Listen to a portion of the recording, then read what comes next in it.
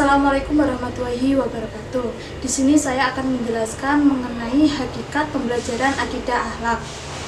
Pendidikan akidah akhlak sebagai bagian yang integral dari pendidikan agama memang bukan satu-satunya faktor yang menentukan dalam pembentukan watak dan kepribadian peserta didik. Tetapi secara hakikat mata pelajaran akidah akhlak memiliki kontribusi dalam memberikan motivasi kepada peserta didik untuk mempraktekkan nilai-nilai keagamaan atau tauhid dan akhlakul karimah dalam kehidupan sehari-hari. Dalam konteks peranan dan efektivitas pendidikan agama di madrasah sebagai landasan bagi pengembangan spiritual dan peningkatan kesejahteraan anak didik sangatlah penting. Pada hakikatnya, belajar akidah akhlak adalah salah satu bagian mata pelajaran pendidikan agama Islam yang diarahkan untuk menyiapkan peserta didik agar mempunyai akhlakul karimah dalam kehidupan sehari-hari melalui kegiatan bimbingan, pengajaran, latihan, penggunaan, pengalaman, dan pembiasaan. Jadi dapat disimpulkan bahwa hakikat pembelajaran akidah akhlak yaitu untuk menanamkan akhlakul karimah dalam kehidupan pribadinya secara khusus dan dalam kehidupan sehari-hari pada umumnya. Tujuan pendidikan yang pertama yaitu menumbuh kembangkan akidah melalui pemberian, pemupukan, dan pengembangan pengetahuan, penghayatan, pengamalan, pembiasaan, serta pengalaman siswa tentang akidah Islam sehingga menjadi manusia Islam yang terus berkembang keimanan dan ketakwaannya kepada Allah Subhanahu wa Ta'ala. Yang kedua, mencetak generasi-generasi yang berakhlakul karimah dan menjauhi akhlakul masmumah sebagai manifestasi dari ajaran dan nilai-nilai akidah Islam dalam kehidupan sehari-hari, baik dalam kehidupan individu maupun sosialnya. Selain itu, ada juga tujuan pendidikan yang dirumuskan oleh para ulama, yaitu tujuan pendidikan akhlak yang dirumuskan oleh Ibnu Maskawai adalah terwujudnya sikap batin yang mampu mendorong secara spontan untuk melahirkan perbuatan bernilai baik sehingga tercapai kesempurnaan dan memperoleh kebahagiaan yang sempurna. Sedangkan menurut Muhammad Atiyah Al-Abrashi, tujuan dari pendidikan moral atau akhlakul dalam Islam adalah untuk membentuk individu yang bermoral baik, keras, kemauan, sopan dan berbicara, dan bertingkah laku, bersifat bijaksana, ikhlas, serta suci. Selanjutnya, Jasuri menambahkan bahwa tujuan pembelajaran akhlak pada intinya adalah agar setiap siswa memiliki pengertian baik buruknya sesuai perbuatannya agar dapat mengamalkan sesuai dengan ajaran Islam dan selalu berakhlakul karimah. Di mana secara operasionalnya tujuan pembelajaran tersebut dapat diuraikan sebagai berikut. Yang pertama, menumbuhkan pembentukan kebiasaan berakhlak mulia dan beradab kebiasaan yang baik. Yang kedua, memantapkan rasa keagamaan pada siswa, membiasakan diri berpegang pada akhlak mulia dan membenci akhlak yang rendah. Yang ketiga, membiasakan siswa kepada bersikap rela, optimis, serta percaya diri. Yang keempat, menguasai emosi, tahan menderita, dan sabar. Yang kelima, membiasakan siswa kepada arah sikap yang sehat yang dapat membantu mereka berinteraksi sosial yang baik, mencintai kebaikan untuk orang lain, suka menolong, sayang kepada yang lemah, dan menghargai orang lain. Yang keenam, membiasakan siswa bersopan santun dalam berbicara dan bergaul, baik di sekolah maupun di luar sekolah. Selain itu, yang terakhir, selalu tekun beribadah dan mendekatkan diri kepada Allah Subhanahu wa Ta'ala dan bermuamalah yang baik. Yang selanjutnya yaitu karakteristik pembelajaran akidah akhlak. Dalam rangka menghasilkan peserta didik yang unggul dan diharapkan, proses pendidikan juga senantiasa dievaluasi dan juga diperbaiki. Salah satu upaya perbaikan kualitas pendidikan adalah melalui pendidikan karakter.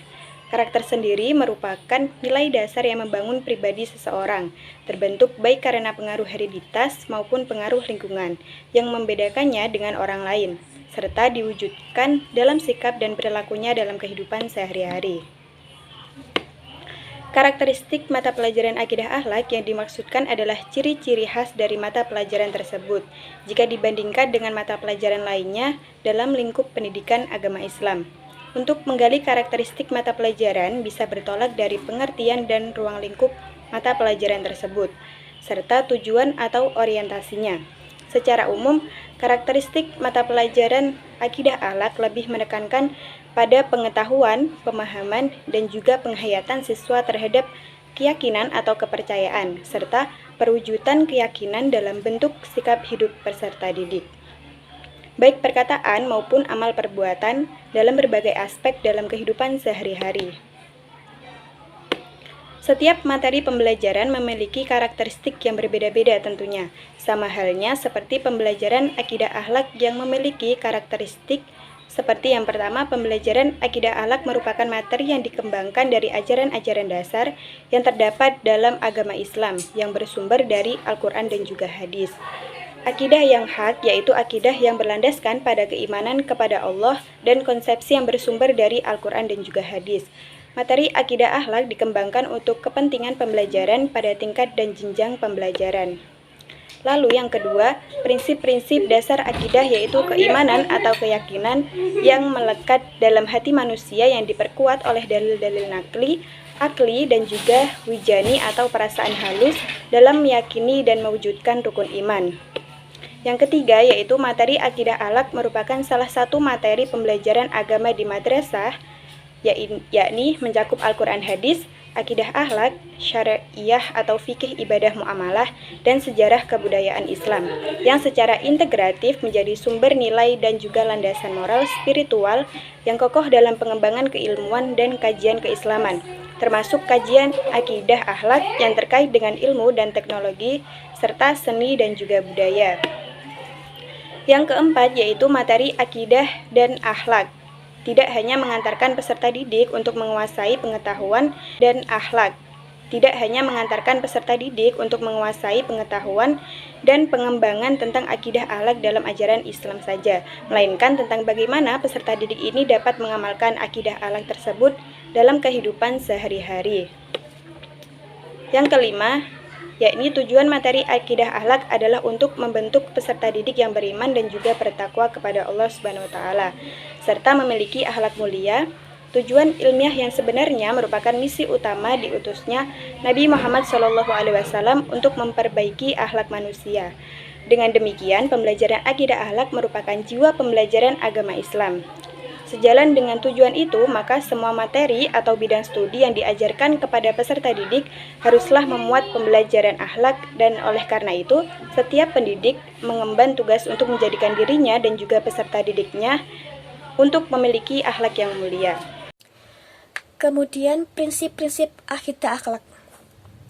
Prinsip-prinsip dasar akidah adalah keimanan atau keyakinan yang tersimpulkan dan terhujam kuat di dalam lubuk jiwa atau hati manusia yang diperkuat dengan dalil-dalil nakli, akli, dan wijdani atau perasaan halus dalam meyakini dan mewujudkan rukun iman yang 6, yaitu iman kepada Allah, iman kepada malaikat-malaikatnya, iman kepada kitab-kitabnya, iman kepada rasul-rasulnya, hari akhir, dan kepada takdir. Kemudian prinsip-prinsip akhlak adalah pembentukan sikap dan kepribadian seseorang agar berakhlak mulia atau akhlak al-mahmudah, dan mengeliminasi akhlak tercela atau akhlak al-mazmumah sebagai manifestasi akidahnya dalam perilaku hidup seseorang dalam berakhlak kepada Allah dan Rasulnya, kepada diri sendiri, kepada sesama manusia, dan kepada alam serta makhluk lain.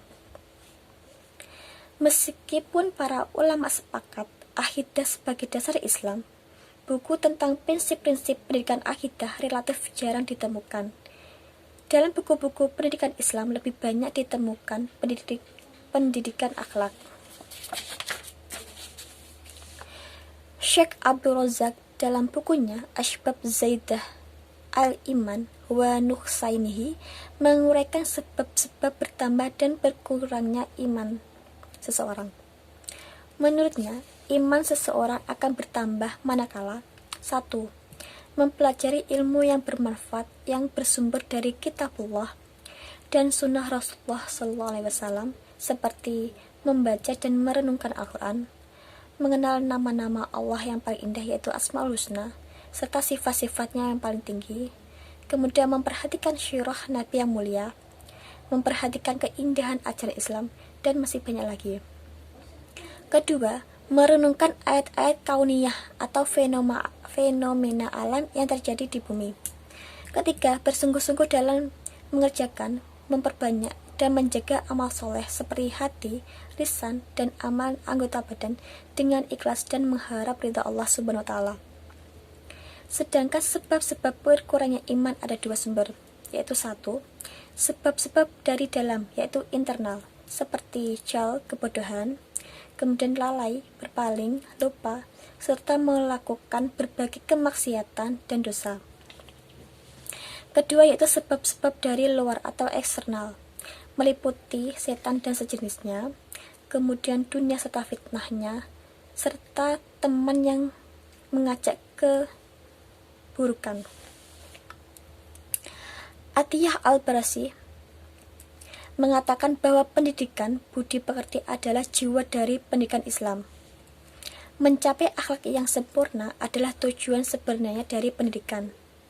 Maksud dari pendidikan bukanlah memenuhi otak peserta didik dengan segala macam ilmu yang belum mereka ketahui, melainkan mendidik akhlak dan jiwa mereka, menanamkan fadilah atau rasa kebaikan, serta membiasakan mereka dengan kesopanan yang tinggi, mempersiapkan mereka untuk suatu kehidupan yang suci, ikhlas, dan jujur. Menurut Asy-Syaibani, terdapat beberapa prinsip-prinsip dasar falsafah atau teori akhlak dalam Islam yang sekaligus menjadi salah satu dasar pendidikan Islam. Prinsip-prinsip tersebut adalah: 1. Percaya bahwa akhlak termasuk di antara makna yang terpenting dalam hidup ini. Kedua, percaya bahwa akhlak adalah kebiasaan atau sikap yang mendalam dalam jiwa dari mana timbul perbuatan-perbuatan dengan mudah dan gampang. Ketiga, percaya bahwa akhlak Islam yang berdasarkan syariat Islam adalah akhlak kemanusiaan yang mulia. Keempat, percaya bahwa tujuan tertinggi agama dan akhlak ialah menciptakan kebahagiaan dunia dan akhirat. Kemudian yang terakhir 5, percaya bahwa agama Islam adalah sumber terpenting bagi akhlak Islam dan faktor terpenting yang mempengaruhi perbuatan akhlak ini.